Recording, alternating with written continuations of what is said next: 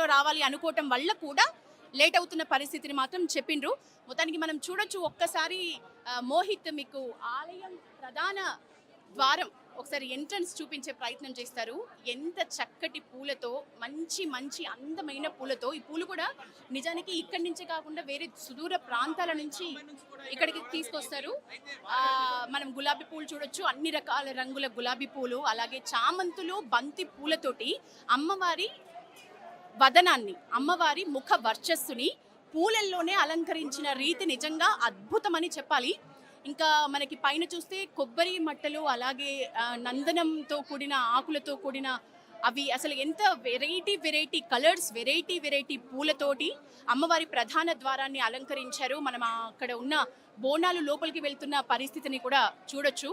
ఇప్పుడు బోనాలని అనుమతి ఇచ్చిన పరిస్థితి ఎప్పుడో ఉంటుంది అని అంటున్నారు, కానీ బోనాలతో మాత్రం ఈ క్యూ లైన్లన్నీ కిక్కిరిసిపోయి ఉన్నాయి. చిన్న పిల్లలని ఎత్తుకొని కూడా బోనాల క్యూ లైన్లలో పిల్లలు బాగా అవస్థపడుతున్న పరిస్థితే ఉంది. నిజానికి లోపల కూడా చాలా కిక్కిరిసిపోయి ఉంది. మనం లోపల కూడా చూస్తే లోపల ఆలయం లోపల కూడా క్వింటాల పూలతోటి ఎంతో అందంగా శాకంబరి ఉత్సవాలు చేస్తే మనం అలంకరించిన రీతిలో పండ్లు, కూరగాయలతో కూడా అలంకరించిన తీరు మనం పరిశీలించవచ్చు. చాలా మంది భక్తులైతే ఉన్నారు. ఇది మొత్తంగా ప్రధాన ద్వారం దగ్గర సందడి భక్తులకు సంబంధించి. ఇంకా మనం లోపల సుమారు ఈరోజు లక్షల స్థాయిలో మనకి ఇక్కడ అమ్మవారిని దర్శించుకోవడానికి భక్తులు వస్తారు.